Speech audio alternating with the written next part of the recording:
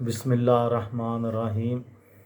لاکھوں درود پاک حضرت محمد صلی اللہ علیہ وسلم اور آپ صلی اللہ علیہ وسلم کی آل پر۔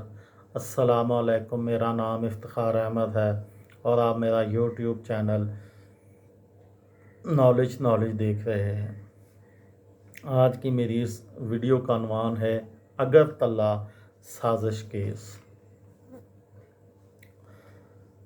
6 جنوری 1968 کو اگرتلہ سازش کیس کا انکشاف ہوا تھا۔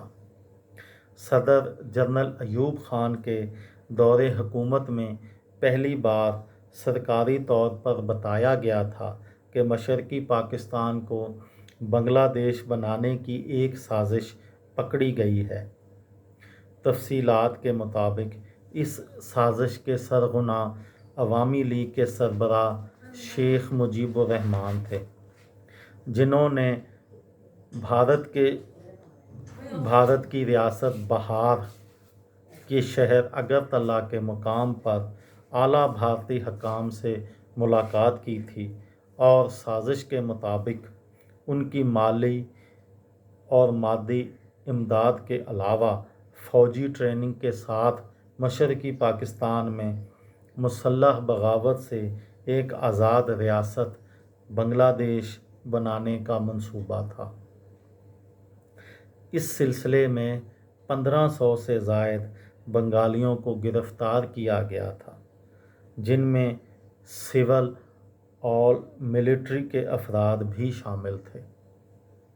اس کیس میں شیخ مجیب الرحمان سمیت 3 درجن افراد پر غداری کا مقدمہ چلا تھا، لیکن ایوب حکومت کے خلاف چلنے والی عوامی تحریک کے خاتمے کے لیے منعقدہ گول میز کانفرنس کے شرکاء کے مطالبے پر 22 فروری 1969 کو یہ مقدمہ واپس لے لیا گیا تھا۔ 1971 میں مشرقی پاکستان کی خانہ جنگی میں یہ سازش ایک حقیقت بن کر سامنے آ گئی تھی۔